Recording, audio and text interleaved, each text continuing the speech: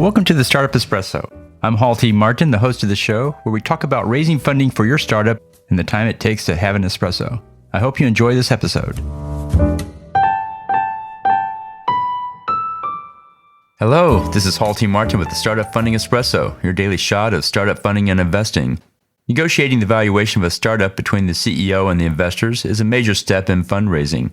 An equity term sheet requires coming to agreement on the valuation, which determines how much ownership is given to the investor.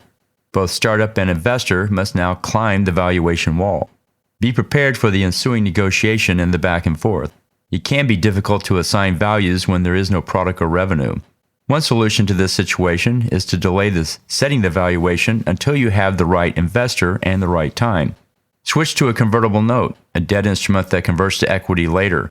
Because it's in debt form, there's no valuation. Later, when there's a team in place, a product built, and a revenue stream defined, it will be much easier to negotiate the valuation. Don't put the valuation negotiation on the first step, as it's a high wall to climb.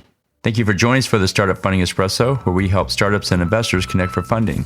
Let's go start up something today.